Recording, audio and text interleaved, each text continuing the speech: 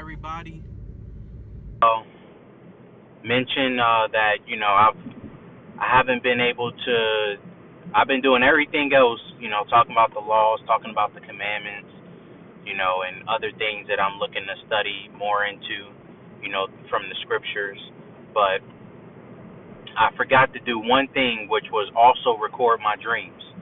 So I'm gonna talk about the dream, and then I'm gonna break down what I believe that what has been shown to me so far about about the dream.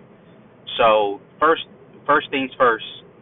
Um, I remember around July time frame last year, July August time frame 2018. Um, I dreamed about this weather. Weather was coming towards, I want to say America, but it was coming towards our area, wherever I was living, and it was coming to, like, it was really coming to tear up some things, right? And this the when I went into the store, this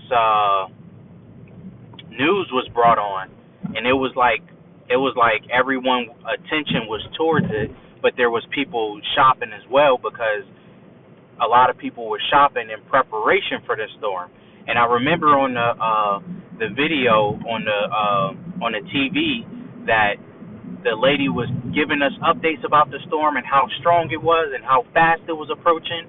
And all I remember, one of the key things I remember her saying was, prepared. You guys need to store as much food as you can. Go to the stores now. Store food, because like, basically it might knock some power out for a couple of days, or it's going to do something to where people are going to need to have food in their house. So immediately in my mind, I wasn't even worried about the food. I was more worried about getting back home to my wife, to make sure, like, at least I can be home with her, and that she has someone to be with through this storm. So I just forgot about shopping, and I just walked out the store, and I was about to head my way home. But as soon as I came out the store, first thing that I saw was a church, and it was to me kind of like a typical black church, where it's local, it's not that big or extravagant, but it was pretty nice on the outside, but it was attached to other department complexes. As you know, where I'm from, a lot of churches are connected to little small shopping centers like that. So it was like that, sort of. And as soon as I saw the church, or seen the church, the first thing I recognized was, man, they're doing a lot of praising and worshiping. Like, it was loud, like you could hear it outside of the church. They clapping, singing, and calling on the name. And all of a sudden, I felt, it wasn't even a voice, but I felt it in my spirit say, TJ, go in there and tell them that they are not worshiping the Father. Or tell them they are not worshiping me. That's basically what I felt in my spirit. They're not worshiping me. So I was about to go in, but then something else came into my mind, like, who am I to tell them that they're not worshiping the Almighty? So I was like, you know what? In my mind, it was more important for me to go home to be with my wife than to go in that church and tell them about that. And plus, I was like, man, I might get caught up with the storm. So as soon as I took a right turn to go home, all I saw was this from, like, the left side of me, from the corner of my eye, I seen this funnel form from the sky to the ground, and my whole, like, attention went towards this funnel, and it was just there. It didn't even really move. It just formed there, and I could feel, like 2 or 3 seconds later, a mighty wind And it was like, as I was trying to walk home, I couldn't even walk home. I was like walking in a place like my knees were like marching in place or something. And this mighty wind was like blowing me, pushing me back, like really, really hard. And it was like, as it was blowing against me, it was like it was updating my spirit, like basically like getting me aware, like waking me up out of like the say like this is not a dream, this is more like a vision. So as I began to become more aware, I turned and like turned around, and then before you knew it, because I was in such a state of in fear, I was afraid because I was like afraid of what was going on. I turned around to go find like shelter to go hide, and as soon my attention went straight to this tree, and I went to go hide under this tree. And as soon as I went to go hide under this tree, I seen thundering from the sky. Boom, boom, boom. It was the loudest thunder that I ever heard in my life. And it was so mighty and strong.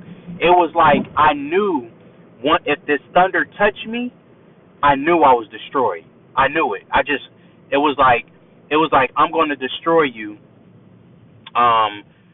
If this thunder touched me. So what I did was I stopped and I stayed under the tree out of fear, and I felt something like in my spirit say, if you don't tell the church what I've shared with you, or what I've been sharing with you, I'm going to destroy you like the church.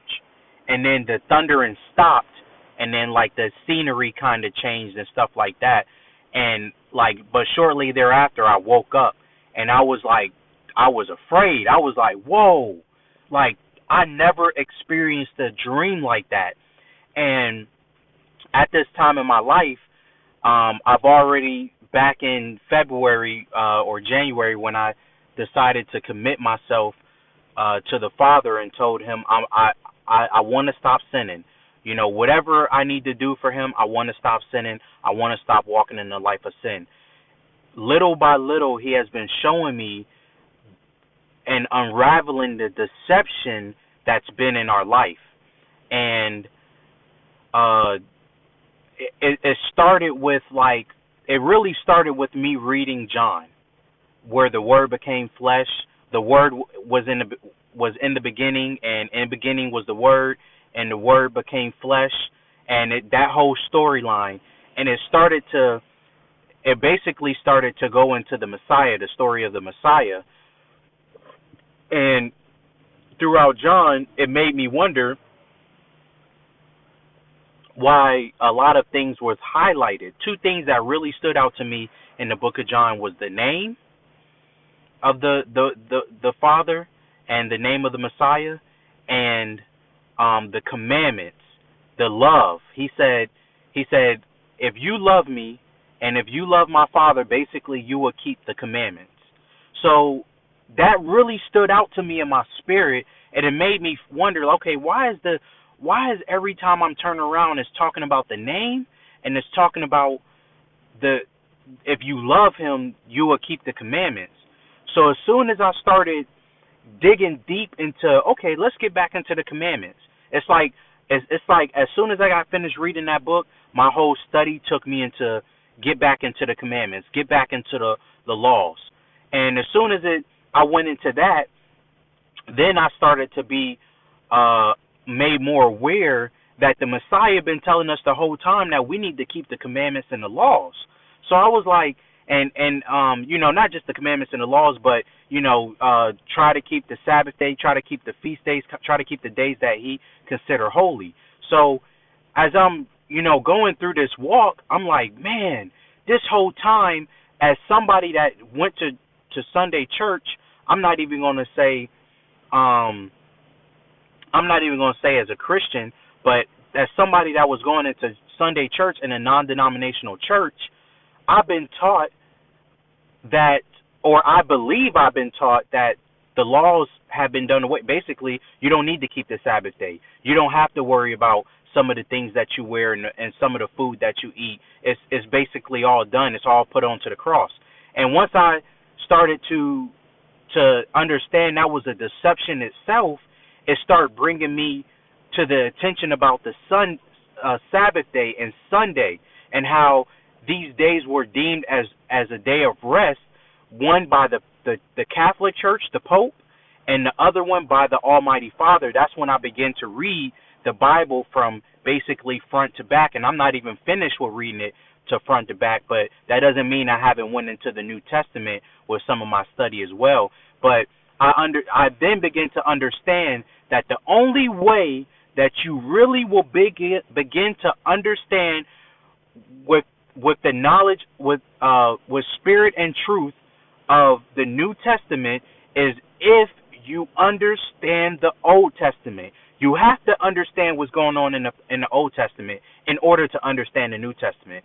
So that right there began to make me understand more and more about that dream as it was becoming unraveled to me. And then I felt the Most High give me a second encounter.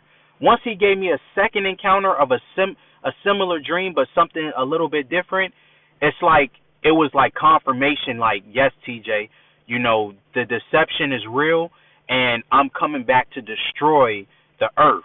I'm coming back to destroy it. And I was like, whoa, like the only people that I really felt like I could tell right away was my family, which that dream was more about my family. And maybe I'll share that dream one day. But this dream is to the people that one, are not keeping the commandments or keeping the laws, and I'm not going to say that are going to Sunday church. I'm going to say those that are not keeping the Sabbath day, because once you begin to understand the seal of the Most High, the seal of Yahuwah through Yahusha, the Word, then you begin to understand that the Almighty begins to put His commandments and His laws in your heart, and He begins to separate you from the worldly things. So I wanted to share that with you so you could have an understanding of where I'm coming from, so that the spiritual food that I give to you, you'll understand that it's all about it's all based from this dream that I felt the Most High has called me. And I understood that, from one of my I call her Mother Joyce, but her name was Pastor Joyce. She helped me to understand that wind that I felt was basically the Most High choosing me. And I will admit, at that time when I heard those words, it's like I felt so honored that the Most High wants to use me to speak to His people. But really, that wind is just another example of the shepherd's call. Once you understand that, then you understand that the Most High has many different calls when He visits you in a dream or a vision. So I'm going to leave you guys with that. And if you got any questions, or if you got any questions about the laws and commandments, let's learn together. But one thing I want to leave with you as well, the dream, when I had that dream, the people in the church, I remember them being black. Not saying that there wasn't some Gentiles or other nation people up in there, but if there was a small number of people in that specific church. That's not saying that other churches are not keeping the same tradition, but I believe that the Most High is trying to awaken His people, His chosen people, the Israelites, out of this deception. But many other people will awaken as well to be used by the Father. So all esteem, all praise go to the Most High Yah. Hallelujah to Him and to His Son that was the Word that became flesh to redeem us from to give us salvation and redeem us as the house of Israel, and to bring us closer to His kingdom. So all praise to the Most High, and again, I'll leave you guys with that. I hope you guys have a good day. Shalom.